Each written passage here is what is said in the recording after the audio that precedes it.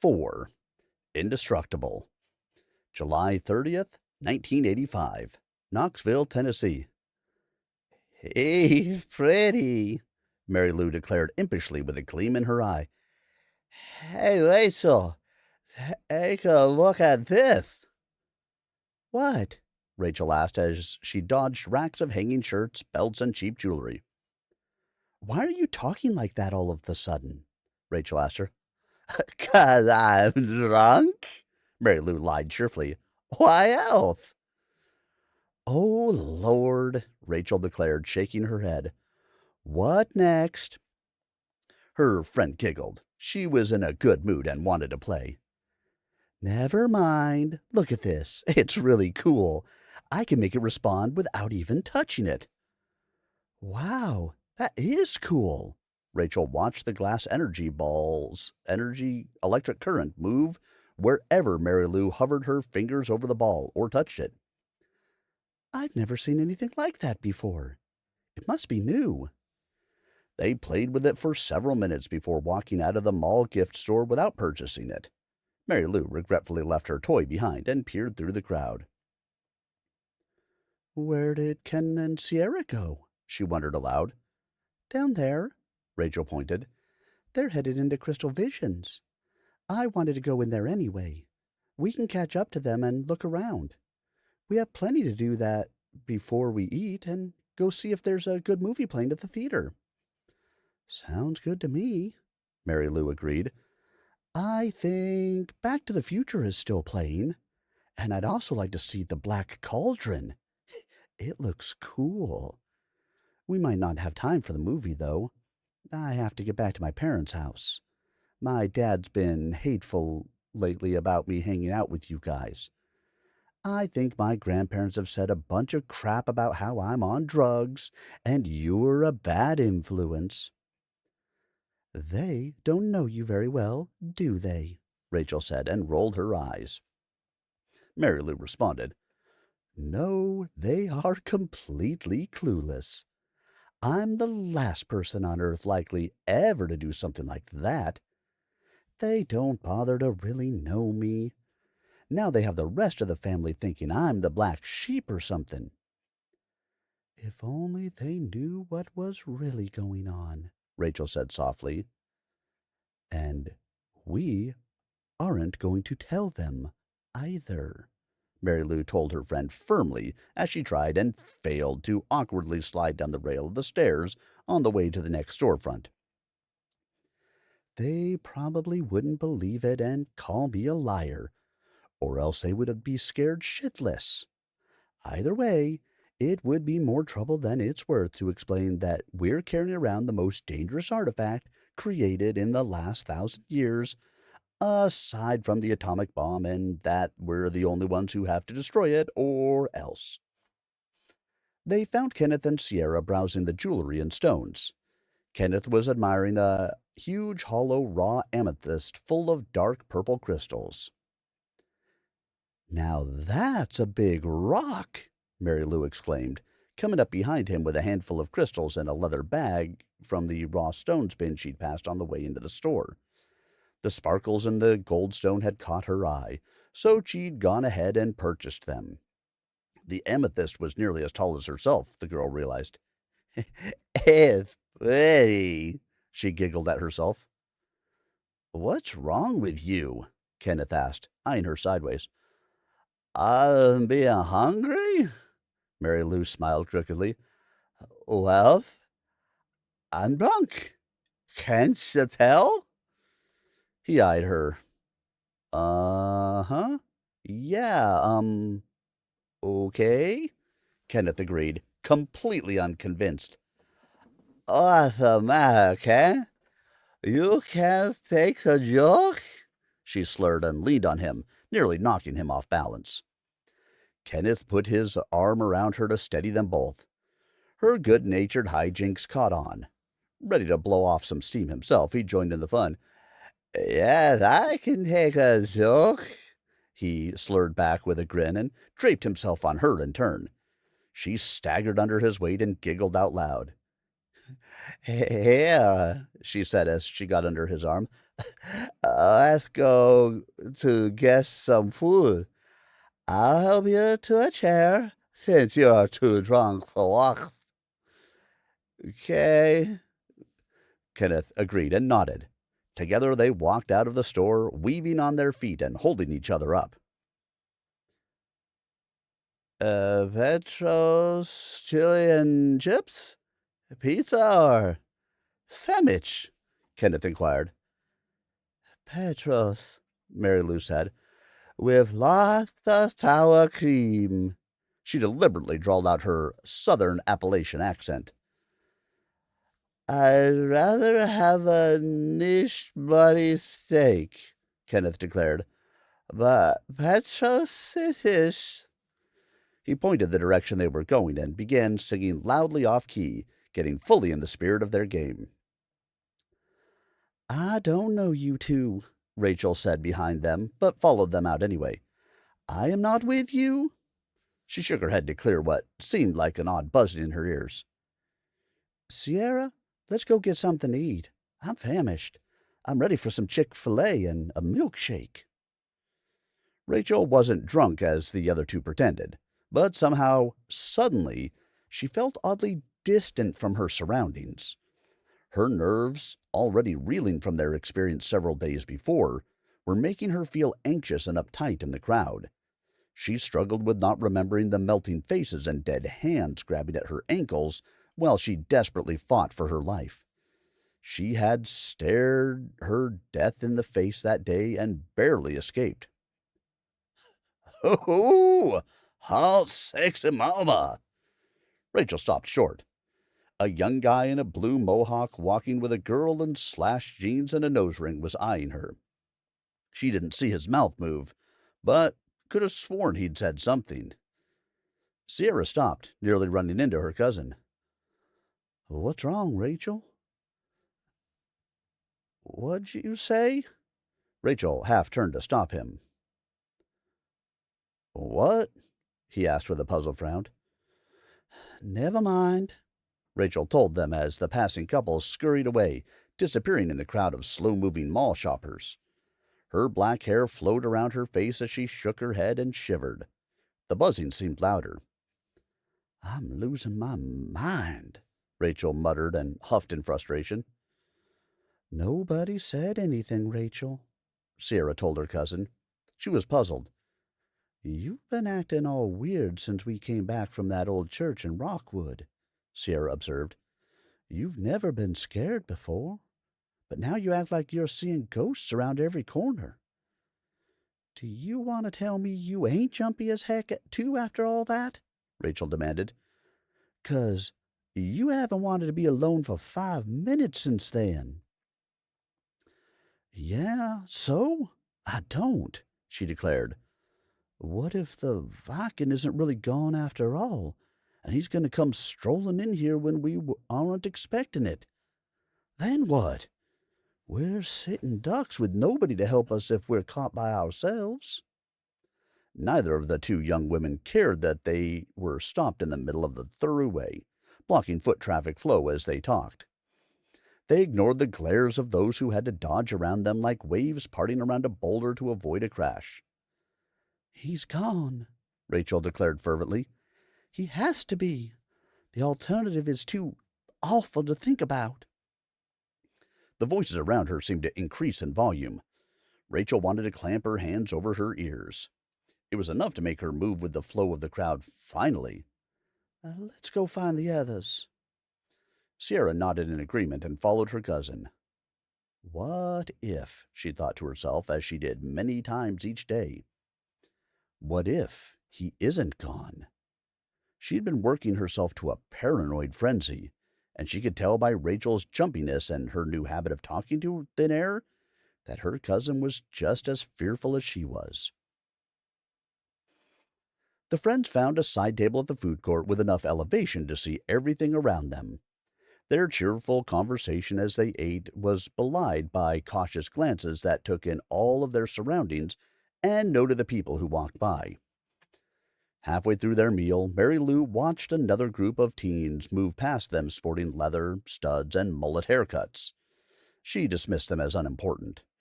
Her gaze lit on three mall security guards who were talking and seemed to be looking in their general direction.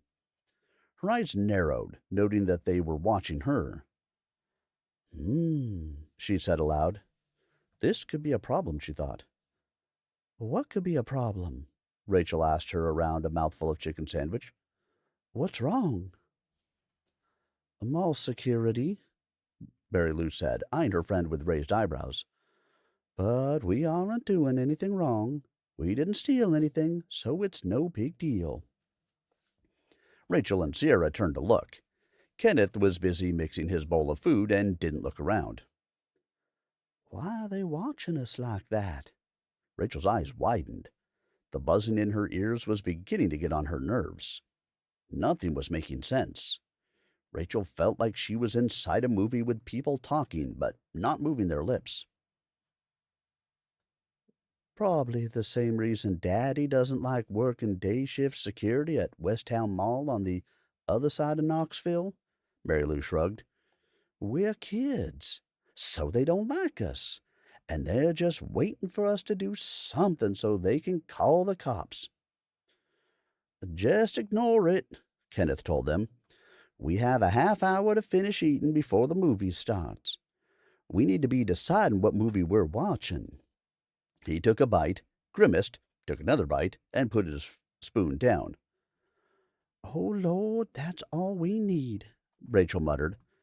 There's more cops after us. She popped a waffle fry into her mouth and chewed it to bits. Nobody's after us, Kenneth told her. You're being paranoid, he thought, but did not aloud. I'm not paranoid, Rachel glared at him. I didn't say you were, Kenneth said. Yes, you did. I just heard you, Rachel retorted. No, I didn't, Kenneth countered. I told you a few weeks back that it's not a good idea to read other people's minds. I thought it, but I didn't say it. He picked up his spoon again and waved it at her for emphasis. Giving up on his food, he grabbed a bite out of Mary Lou's bowl, who merely gave him a good-natured glare. Hers didn't taste any better. He gave up and put his spoon down. It's not a bloody steak, he complained. He didn't say that, Rachel. Sierra chewed on her lip with a puzzled expression. Yeah, but you do it all the time, Mary Lou pointed out. Do what? Rachel asked. Ken, he's always Mary Lou began. Finishing your sentences for you, Kenneth smirked. Yeah, that. You always read my mind like we have some weird psychic connection or something. The teens had quit watching the security guards, so Rachel jumped when one of them walked up behind her and spoke to them. Sierra glared at him and saved her cup from getting knocked over. I need you kids to come with me, he said. We are eating, Mary Lou told him. She was undaunted by his stern voice and official-looking uniforms. We aren't finished. Why? What's the issue? We have had a report of disturbance. I am going to have to ask you to leave. Reflected light gleamed off the guard's brass name tag as he spoke.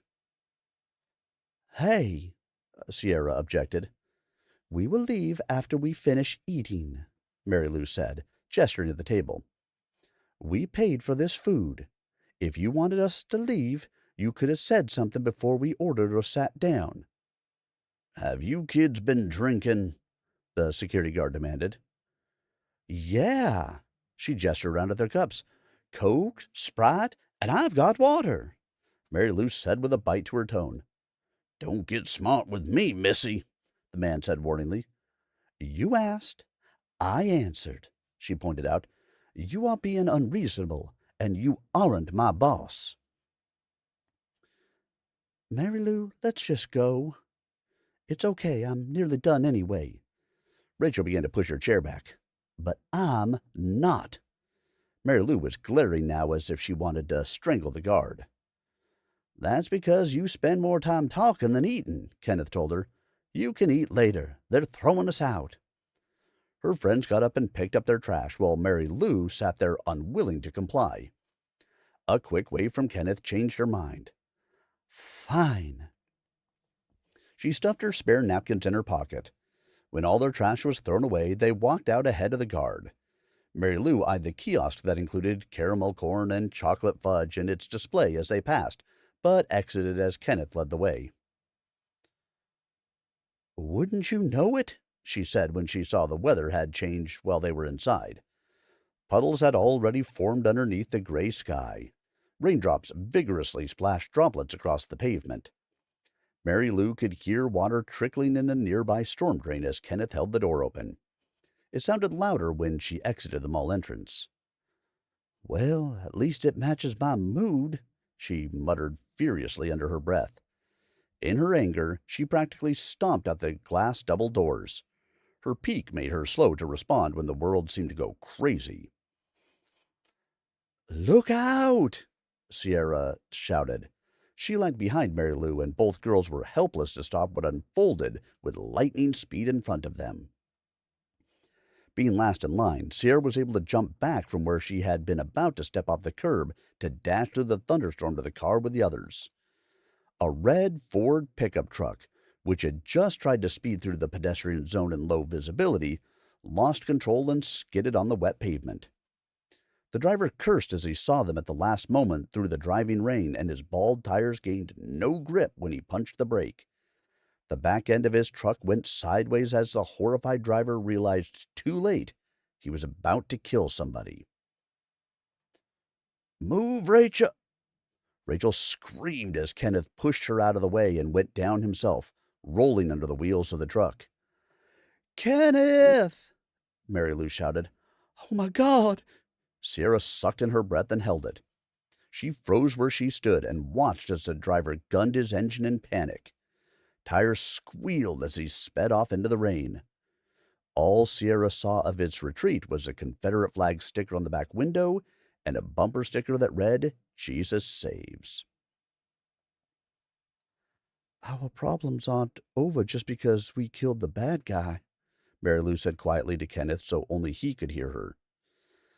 The girl's breathing was slightly ragged as the panic minutes before was replaced with relief. She tried to take deeper breaths to calm down. Mary Lou squatted in a puddle of water in East Town Mall's parking lot with Kenneth and tried to come to grips with what had just happened. God damn it, Rachel! Didn't your mama ever teach you to look both ways before crossing the street? Kenneth griped. Although the rain still raised goosebumps where it chilled them, Mary Lou was grateful that it seemed to be lessening to a sprinkle. She gently held a wad of clean napkins on Kenneth's bleeding leg. I thought you were dead for sure. No, I ain't dead, but I'm mad as hell, he replied through gritted teeth. But yeah, I think you were probably right, he told her. Shit keeps piling up. What are those security dipshits doing back there anyway? Did they see anything? Mary Lou looked up at the mall security guard and glared at him again. She kept control of her anger despite feeling that all of this was security's fault. He's on his radio, Mary Lou replied to Kenneth. I can't hear what he's saying, but they're probably calling the police. The guard saw her looking at him and came over to them. Sierra finally dared to step into the parking lot and came with him. We've called an ambulance. An officer's on the way, the guard told the bedraggled teen sitting on the soaked pavement. Are you okay? Yeah, I'm fine. Kenneth gritted his teeth to keep from snapping at the man. I ain't getting in no fucking ambulance. That costs money, he replied, motioning to Mary Lou to back off. He twisted his torso, placed his hands against the ground, then levered himself up without putting pressure on his wounded leg. The sergeant raised a skeptical eyebrow. How'd you survive that? The man's eyes were wide as he asked. He watched Kenneth stand up. That is one of the worst hit-and-runs I've ever seen, and I've been at this job for years. Seen a lot. That pickup went clean over top of you. You should have been crushed, and you don't even have a broken bone." Physics, Kenneth shrugged dismissively. Rachel stood back with Sierra, who watched what was happening with her mouth set in a firm line. Sierra's eyes glittered with tears. She simply shook her head while Rachel sobbed with near hysteria. "Let's go. It's not as bad as it looks," Kenneth told his companions. "My clothes are ruined, though." He tugged his jeans down to hide the ripped flesh over his shin bone and ankle. Mary Lou looked up at the sky. "At least the rain has stopped." Hints of an ozone taste lingered in the air. There was also a faint tinge of sulfur and a prickle of electricity. She sniffed deeply, puzzled. She remembered that smell from their fight with Ulfr. It troubled her, but she didn't mention it to the others. She pursed her lips and glared at Rachel, who was clearly unable to handle anything more at the moment. As they helped Kenneth limp to his car, he grumbled at Mary Lou. "I can walk on my own," he frowned, "but I think somebody else will need to drive." "I'll drive," Sierra volunteered. "Where to?" Mary Lou wanted to know. "Should we take you home?" "He's bleeding," Rachel whimpered. "We should get him to our doctor." "And tell them what? That I got run over, or that we have a curse on our heads?" Kenneth asked sourly. "No, I'm not going to no damn doctor. Just give me the towel and get in." They all piled into the car and sorted out their seating arrangements. Kenneth sat in the front with Sierra and dabbed at his wound. "The bleeding stopped. I'm okay." "I think," Sierra paused, "that we should go to the professor. He at least knows what's going on. I also think maybe we should go pick up Carly and the spear and head back to home territory and get his help working on getting rid of the stupid curse." "Works for me," Kenneth groaned as he stretched his leg out. "Okay," Sierra replied, and started the car. "At least doing something is better than sitting around waiting for something even worse to happen." The ride to Carly's house was uneventful, but Sierra's mood didn't improve when the younger girl got permission to go with them. Sierra only looked sourly at the spear of chaos as she opened the hatchback. Carly placed it wrapped in towels in the back of the older girl's car. "Oh, my God!" Rachel complained from the back seat. She shivered when the spear came close. "What did you tell them?" Mary Lou asked. "I told them we were going to our grandparents at the lake house, or they wouldn't have let me come with you. They think this is the badminton poles and net. I didn't tell them any different." Carly grinned. "Mom told me to make sure to bring it back and put it away where I got it when I get home." "Not bloody likely. I'm surprised Mom and Dad said it's okay." Mary Lou peered at the house to see their mom looking out the window. "Yeah, well, Daddy's been more helpful than ever about me hanging out with you and your friends lately, but he figures this saves him a drive to Harriman." Carly shrugged.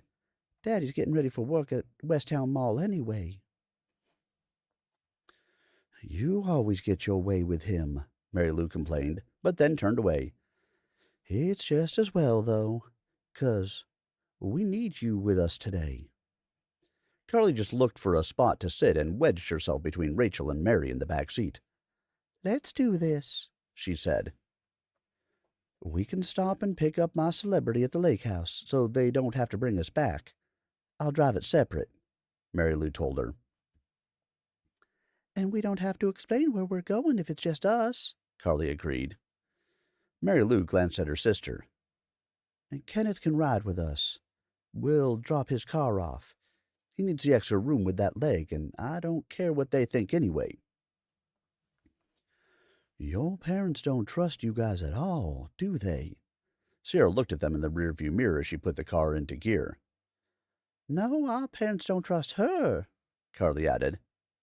"That's just stupid," Rachel said as they pulled away from the curb. "No eyes to see where they're looking at," Kenneth remarked. Although, to be fair, she's up to a lot these days, and she's not telling them jack shit. So? Mary Lou retorted. I bet you're not exactly talking either. Nothing to explain. Kenneth waved his hand, unconcerned. We saved the world. Now we just need to get rid of this damned spear before the god of chaos comes looking for us. Simple, right? Where are we going? Carly asked Mary Lou as she slowed the gray four-door Chevy Celebrity to look at the names on the mailboxes of the cul-de-sac on the right-hand side of the road. I'm just looking for Dr. Holderman's name on his mailbox. I know he lives close to Moira.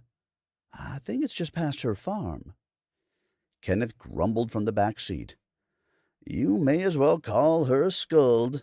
There's no reason to continue pretending that she's mortal anyway. Mary Lou nodded. True, but I can't exactly call her that in public. It's not like your average idiot knows their Norse mythology, Kenneth snorted cynically. Carly looked in the mirror and saw that Sierra's red hatchback slowed down just behind them. It also turned in past the white rail fence that marked the edge of Skuld's property line. Mary Lou pulled her Celebrity past Skuld's drive and discovered a dead-end road with another mailbox. This one had Holderman on the side, written in faded stick-on letters. I guess this is the right place, Mary Lou muttered to herself and drove up a winding paved road that came close to Moira's fence and gravel driveway. Then it branched off toward the base of the mountains. The girls could see that a large field separated the two homes, but the lady's house was just out of the line of sight. The professor's house was simpler than Skuld's jumble of outbuildings that sat clustered around her white frame house. John's austere taste showed in his cabin's natural red-brown wood look and simple covered porch. Instead of shingles, the house sported a green corrugated roof with rain barrels to avoid wasting water. The girls could see a woodpile near a small domed structure half hidden by trees behind the house when they stopped. The large red cat they'd seen next door was sleepily sunning itself on John's porch rails. John, Medicine Bear Holderman, appeared in the doorway as Sierra pulled in beside them. Hey, this is cool, Mary Lou remarked as they all piled out of the cars. It's simple and looks like a bachelor digs. I like the cabin. She had the green roof, noting how the colors neatly complemented each other. Sierra was less than charitable. Yeah, if you like someplace that looks like you would hitch to a stinky old horse. Mary Lou was taken aback. There's nothing wrong with horses. Humanity wouldn't have gotten this far without them, she pointed out archly. Sierra, rude much? Kenneth asked as he got stiffly out of the car. Mary Lou noted he favored his leg less than he was when they'd stopped to change vehicles at her grandparents' house. John appeared at the door. He waited, leaning against the doorframe with his arms crossed. This is an awfully big group for just a casual visit. I thought we were done with world-ending complications, he stated dryly. John didn't give any outward sign of the icy prickles that were crawling up his spine. The large wrapped item Carly pulled out of Sierra's car confirmed the professor's suspicions. The shaman could sense the dark energies rolling off what he knew was the Spear of Chaos. Concerned, he could also see taint setting in at the edges of the aura of the teens. Their colors were still there. He could faintly see Kenneth's bright gold and Mary Lou's electric blue, Rachel's violet, Sierra's green, Carly's orange. But they were muted, muddied by the presence of the spear. The large red cat that had been lazing on the porch rail now sat up. The cat pricked his ears while flicking his long, furry tail slowly. He purred as he listened intently to the conversation. Intelligent teal-green eyes moved to watch Mary Lou as she spoke. "Hello, Professor," Mary Lou greeted. "We needed a place to go to destroy the spear. None of us can do it at home with our families watching everything we do. We called Moira, a Skuld." She glanced at Kenneth. Skull didn't answer the phone, so we came here to see if you could help us. So, you brought it here without calling me first, John observed. He didn't bother to hide his grimace at the menace he felt emanating from the wolf's weapon. Should we go then? Mary Lou wondered briefly when they should try to go that would be private enough, but his following words relaxed her. No, John told her. I will have to help you see this through to its distasteful conclusion. I don't think any of us will rest easy until this is done for good. John uncrossed his arms. Go on around back. There are some chairs out at the fire pit by the medicine lodge. So, now what? Carly asked the professor when he joined them in the backyard. Well, what are our options? He asked as he pulled up a chair to sit down with a beer in his hand. Carly looked around the yard. Bust up the spear? Burn it? She asked tentatively. She stopped as she heard another car. Carve the thing into little pieces with a carving knife? Mary Lou shrugged. Soak the wood till it falls apart. Hey, that sounds like Brian's car, Rachel said. Do you want me to go see? I let him know we were on our way out here. I will go, the professor told her. You stay here and help them figure out how you all want to approach this. Okay, Rachel agreed. Mary Lou examined one of the chairs for spiders, then sat down to think. Well, at least there's a fire pit here to burn it. I don't think soaking it will do anything, and besides, where would we put it to soak anyway? Rachel chewed her nails and sat on the edge of another chair, trying unsuccessfully not to bounce her leg with nerves. Sierra was more outwardly calm. She moved a heavy mattock off a large stump before sitting down beside Carly, who planted the butt of the spear in the dirt. The first option sounds good to me, Kenneth said. Cleansing the spear in holy fire might do the trick. Sounds like we could have a plan then, Carly agreed. It's too big for the fire pit, though, which is why I think we'll have to bust it up first. She wrinkled her nose in distaste at the corrupt feeling that just oozed out of it. The only reason she could stand it at all was the blood ruby hanging around her neck. Skuld's gift seemed to blunt the worst effects. It had been nearly 2 weeks since their fight with Ulfr, which gained the ancient Viking spear that Carly held. She still could not tolerate touching the accursed object for long. In moments, Brian arrived with the professor. Hi, guys. So, what are we doing? We're burning the spear of chaos, Kenneth replied. Okay, Brian said. I'm ready. He bounced on his toes. If the professor don't mind us starting a fire here, Rachel spoke tentatively as if she thought the answer might be no. John bit his lip and eyed the spear of chaos thoughtfully. We'll need more than wood for this. We'll need smudge and sacred herbs to help dispel the evil stink as it burns. Rachel and Kenneth looked at each other and grimaced. Carly glared at the spear. I don't care how it smells. I just want it gone. Is there anything I can do to help? Mary Lou asked. If you kids will go over to that pile and bring some of those split logs over here, I'll go in and get some of these supplies I need. If any of you know how to put a proper fire together, you can start doing that too. John turned to the boys. You two can split some of those into kindling. Carly, just hang loose and keep hold of that thing. It won't be much longer now. Carly sighed deeply. I've waited this long. Mary Lou, Rachel, and Sierra started gathering wood blocks and bringing them to the ring of stones one by one. "Ooh, these are kind of heavy." Sierra sat hers down and complained after her second trip. "Damn, I broke a nail." "So, are you just going to sit there or go help them?" Kenneth asked Sierra when she bonelessly in the chair Rachel had vacated. I'm resting, Sierra pouted and chewed her broken nail. Resting don't get the job done, Kenneth said sourly. You had the energy to go into the cave and let Mr. Uber Undead, evil badass out of his cage. You can carry a few frickin' sticks of wood.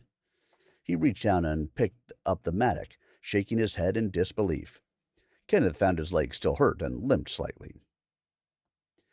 If it hadn't been me, it would have been somebody else, Sierra retorted. Carly struck furiously before Kenneth could reply. But it wasn't. You did it, and then you didn't tell anybody. You're right, but what if a little kid had wandered in there after you? What then? Saying it could be anybody doesn't change the fact that you are the one who broke his bindings. It's Tyrone's fault, Sierra exclaimed. He's the one who wanted to go up there to explore. I had nothing to do with that. Were you there? Kenneth asked her. You followed him knowing you shouldn't. Well, yes, but... Sierra trailed off, not knowing how to respond. Then shut up with the excuses and bring me some wood over here to chop. My leg still hurts. Kenneth waved Sierra over to the wooden block she had dropped. And you have never been kind to him, you know. After what he did? Sierra huffed before throwing herself out of the chair and stomping over to the piece of wood. She then picked it up and carried it over to Kenneth. Sierra threw it down, where it nearly slammed into his hurt leg as it rolled. Brian caught the wood as Kenneth jumped back. Here, Ken. Brian reached out for the mattock. I can do this part. Damn it, girl, Kenneth cussed at Sierra before turning to his friend. Brian, I ain't no damn cripple, Kenneth objected. He snatched the mattock back. Fine, I'll go grab that axe, Brian told him and walked off. You do that. Kenneth nodded to Brian. He looked grimly at Sierra and continued. I know what Tyrone did, and it was wrong on so many levels. But he was a victim, too. You just never saw it or acknowledged it. You were too busy worrying about yourself while your boyfriend suffered. He wasn't my boyfriend. Sierra curled her lip in scorn. White girls that date black boys at school are called trash names and practically run out of town. For all intents and purposes, he was. If the Vikings' magic hadn't mentally addled him, we would have seen an entirely different person, Kenneth pointed out. In this case, skin color is irrelevant. You were best friends, and he loved you. His end is tragic. It's not his fault the two of you were ill-prepared for what you found. In response, Sierra hung her head low.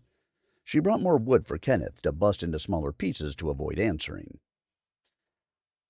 Brian pried a full-sized wood axe out of a log and hefted it.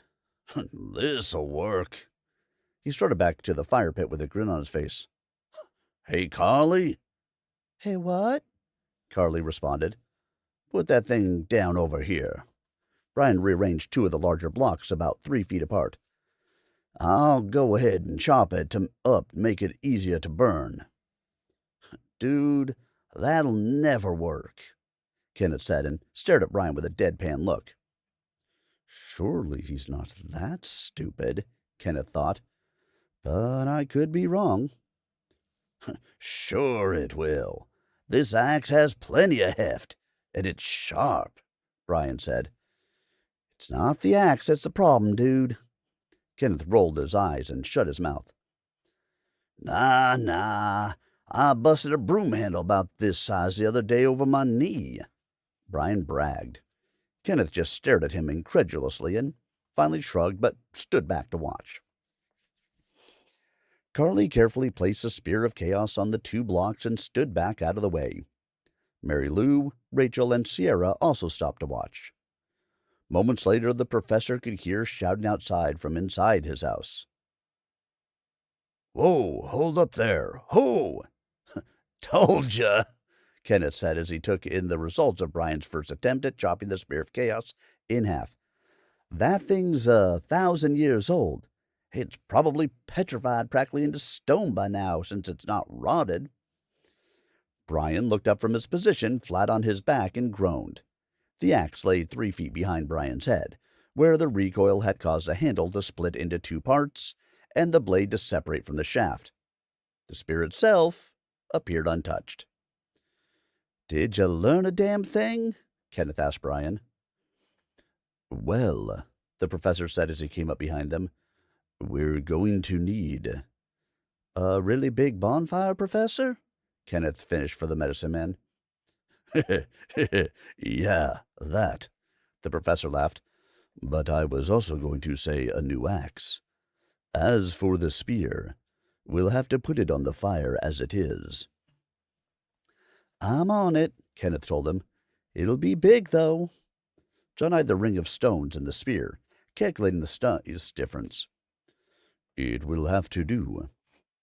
Move those rocks back about 3 feet so we can build the fire up," he said. The teens all moved the stones and added wood to create a pyramid-shaped structure. Finally judging it to be big enough, Carly slotted the spear into the stack to test its stability. "That's good right there." John nodded in approval. "Do you have any lighter fluid?" Brian had picked himself up and was plucking grass out of his short, light brown hair. "We don't need lighter fluid. Not for this fire. We only use natural materials in a sacred fire. Since this is a special case, it must be done properly. Besides, I came prepared." The professor smiled and paused, considering. "Here, I'll do the herbs." The trees and grass shivered as a single gust of wind rolled over them. Thunder rumbled in the distance, though there wasn't a cloud in the sky. The shadow of a hawk passed over them as it circled overhead. John could see movement at the edges of his vision. Quick, flitting white shapes disappeared when he tried to look directly at them. "The spirits are with us in this. I can only hope it will be enough." Professor Holderman suppressed a flash of foreboding as the spear pulsed hungrily in response to the rise in energy. Sierra wrinkled her nose. "I don't see anything." "One would think you would have learned to use your eyes by now," Kenneth replied. Mary Lou reached back and scratched her spine between her shoulder blades, shifting uncomfortably. A sensation between an itch and a muscle cramp pulsed up her spine. In addition to goosebumps, it felt like something moved beneath the skin of her back. Sierra gave her a dirty look as she bumped her accidentally. "Oops, sorry," Mary Lou said. "Hey, I see them too." Hers and Kenneth's eyes followed the darting shapes as they swirled across the clearing. "I still think you all are crazy," Sierra said scathingly. "You were the one who started seeing things first," Mary Lou pointed out archly. Kenneth held out his hand for a fist bump, to which Mary Lou met him halfway. Sierra huffed at their antics. "Can we just get on with it?" Sierra whined and looked to Rachel for support. Rachel was tight-lipped and nodded without saying anything. The indistinct whispers in her head were louder. Carly agreed. "Let's just light it." She briefly shivered as it felt like an icy hand grabbed her forehead and sent cold tingles down through her scalp and spine. The young girl got the impression she had just missed something important. Foresight was coming more frequently lately, but it had proved to be a temperamental gift and prone to be unclear. Carly shook off her gut feeling that they shouldn't do this. She stayed silent and watched as the professor placed chunks of pine resin and kindling in strategic places around the firewood. Professor John Holderman, medicine man, was also uncomfortable as he worked. He hummed softly and chanted while sprinkling sage and tobacco on the fire. As he did so, he could sense the spear calculating, amused at their efforts as if it was awake and waiting like a snake coiled, poised to strike. Professor John Holderman started to reconsider when Kenneth stepped forward and struck the match. The professor could feel his totem spirit guide Shay at his side. He had been his companion since childhood. The large gray spirit wolf with bright blue, glowing eyes leaned against him. The man felt radiating warmth and comfort, even though John could only make out a vague outline. Shay waited to assist him. The professor drew a deep breath and let it out slowly, steeling himself. He took the long match from Kenneth, who stood close as the tiny fire touched the pine resin. It immediately began to sizzle and melt onto the wood, helping to spread the flame. It took a few minutes of patience and careful blowing, but the fire caught with the first match. "Ah, a good omen," the professor smiled. "It usually takes 2 or 3 matches, even on pine," he said. The spear of chaos sat quietly in the fire until the flames started licking along its bladed tip. It drew energy from the fire into itself. The fire turned bright green and swirled around the shaft without touching it. Before John could give warning, the fire pulsed once with a loud pop against a ring of sacred stones, retreated, roared high over their heads, and exploded outward. Burning shards of wood sprayed in all directions. Closest to the fire, the professor took the brunt of the blast in the face and was thrown clear. John felt his wolf spirit guide envelop him in a protective embrace in the last instant of consciousness. Kenneth caught enough of the embers and resin that his clothes caught fire. Everyone else was knocked off their feet in an instant. The girls were screaming and beating embers out of their hair and any exposed skin. Brian came to his feet without eyebrows, where the heat singed them. Kenneth quickly realized that he was not nearly as hurt as he should be. On noticing that his skin wasn't burning, he calmly patted the fire off his legs. In quick succession, he found that bending and stretching his calf muscles no longer hurt, and his wounds were gone. The fire itself simply gave a faint prickling sensation. Kenneth noted that the bonfire was out with the spear still in pristine condition. He bared his teeth at it and growled in response to the impression that it was taunting them.